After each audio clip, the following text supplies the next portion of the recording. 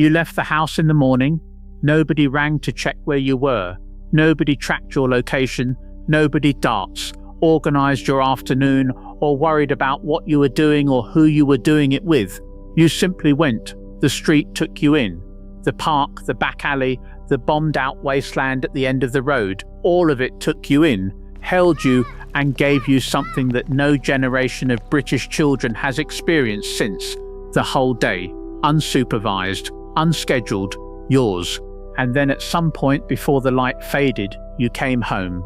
With scraped knees and muddy clothes, and the particular satisfied exhaustion of a child who had spent every available hour doing exactly what children are supposed to do, being free. But here is the truth about that 1960s childhood that nobody ever tells you completely, because the freedom was real, the joy was real. But there was another side, one that the nostalgia tends to smooth over, one that those of you who lived it will remember with a sharpness the rosy version never quite captures. Today we tell the whole truth, the freedom, the fear, the joy, the injustice, and the things that were genuinely extraordinary, and the things that should never have been as hard as they were. The freedom of a 1960s British childhood was not the managed, supervised, risk-assessed version that passes for independence today.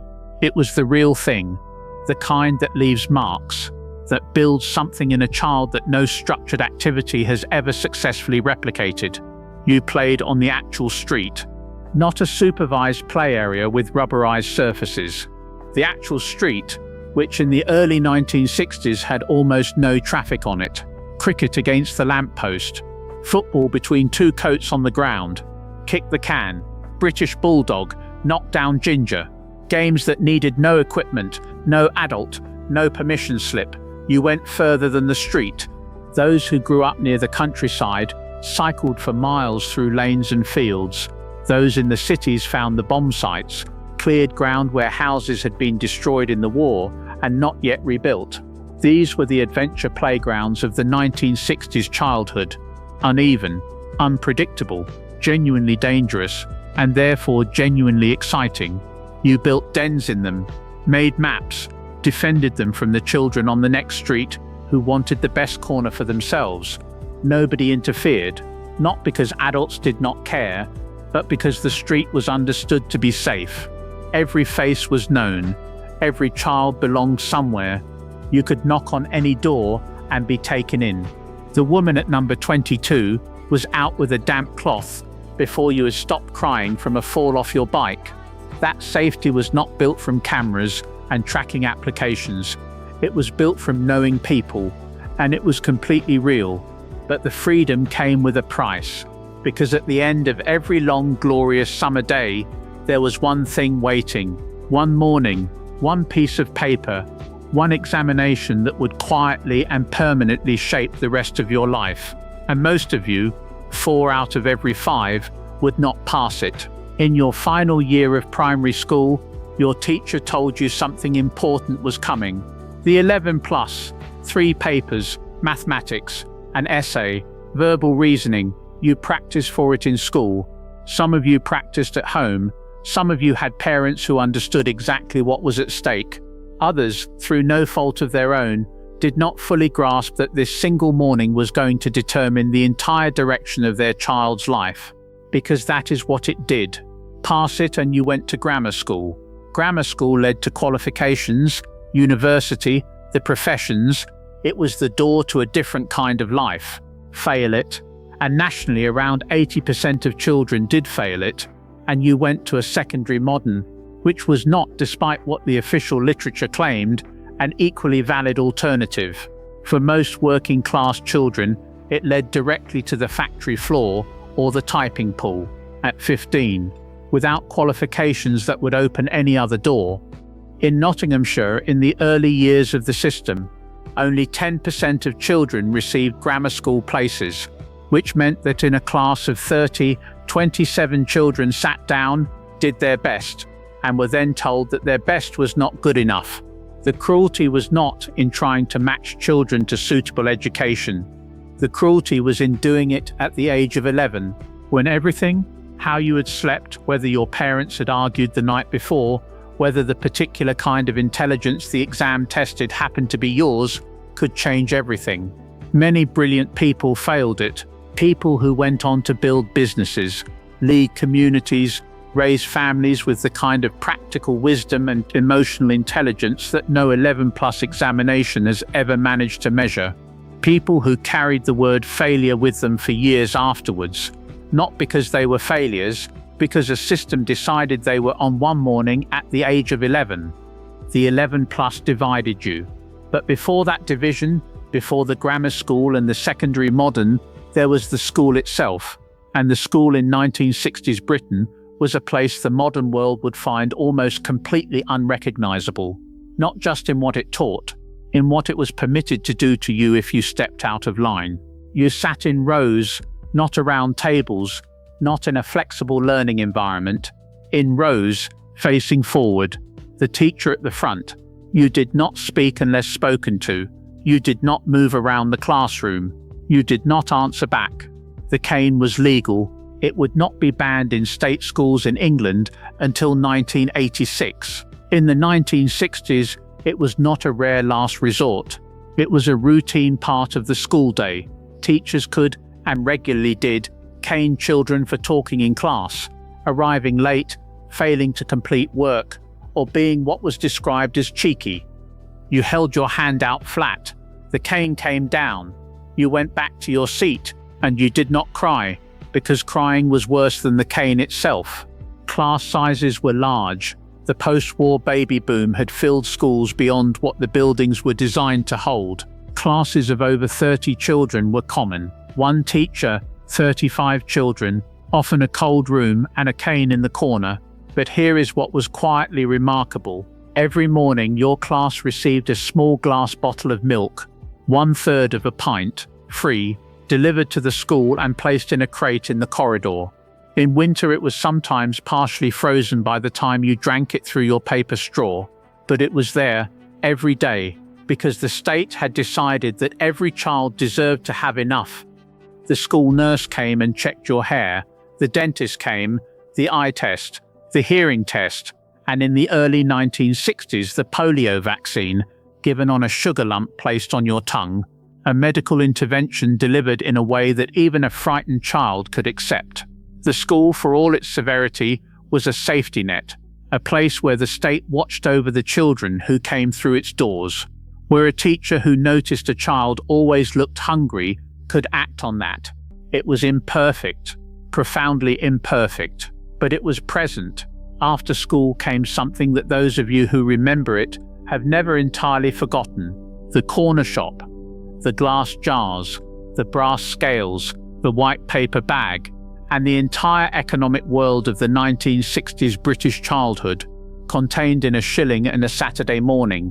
You had a shilling, perhaps 6pence, perhaps a little more on a generous week, pressed into your hand on a Saturday morning by your parents or your grandparents, with the particular solemnity of a transaction both parties took seriously.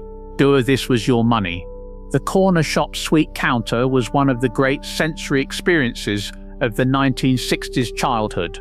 Large glass jars lined up behind the counter, aniseed balls, gobstoppers, pear drops, barley sugar, pineapple chunks. The shopkeeper would unscrew the lid, reach in with a metal scoop, weigh out your quarter on the brass scales, tip them into a small white paper bag, twist the top closed and hand it over. Blackjacks and fruit salads cost 4 for a penny. 4 for a penny. You could stand at that counter for 10 minutes with a shilling and leave with a bag of sweets that was genuinely heavy. You walked home eating them slowly, rationing them, with the careful discipline of someone who understood this was the week's supply. If it was Saturday morning, the shilling might go somewhere else entirely.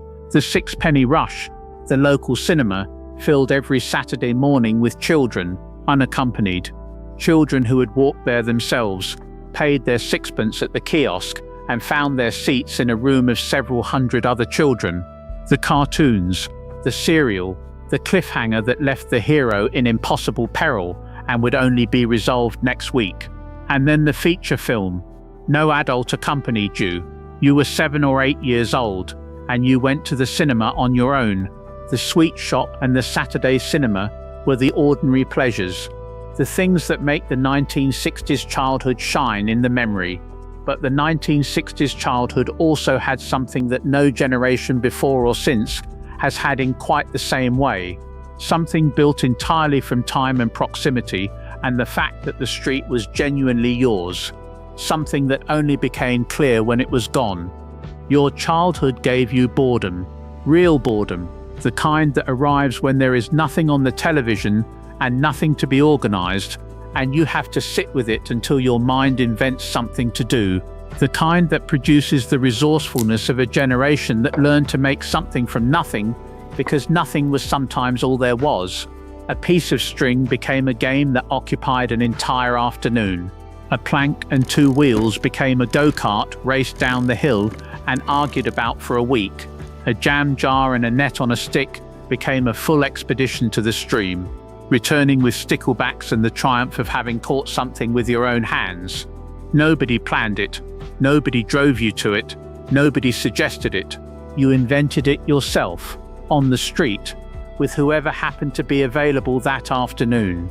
And here is what connects everything: the freedom of your childhood, the unsupervised street, the Saturday cinema, the shilling in your hand, the whole long unhurried summer was possible because the adults around you had just enough. Enough that the street itself, free and permanent and populated with known faces, could be the whole world for a child who needed nothing more than space and company and the afternoon. Your childhood did not cost very much, and it was worth everything.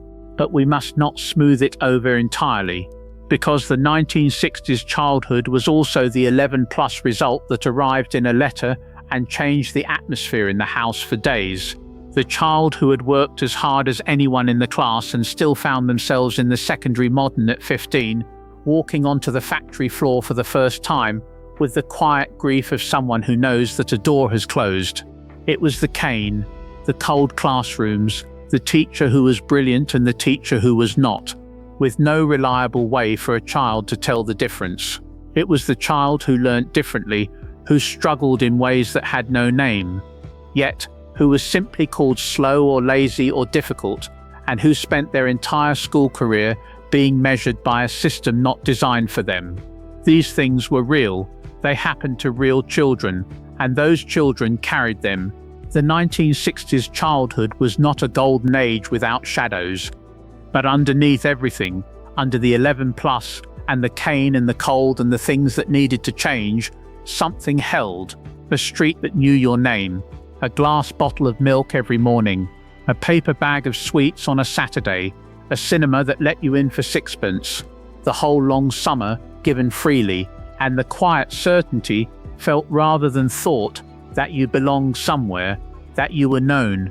That was the 1960s British childhood. All of it. I want to hear from you now. Not just the golden parts, all of it. The 11+, whether you passed or failed, what it felt like on the morning the results came, whether you ever stopped thinking about it, the cane, whether you had it, whether the teacher who gave it was feared or respected or simply never spoken about again, the Saturday cinema and the sixpenny rush. Which cereal were you following? Whether you ever had enough for a Kia Ora and a chalk ice at the interval, or whether the shilling had already gone on the way in, the street you played on, the specific game, the specific afternoon that, in your memory, seems to have gone on forever. Every detail matters. Every memory is a piece of the real history of this country, the history that does not get written in books and does not get taught in schools. Subscribe to Yesterday UK. Take care of yourselves, and I will see you in the next one.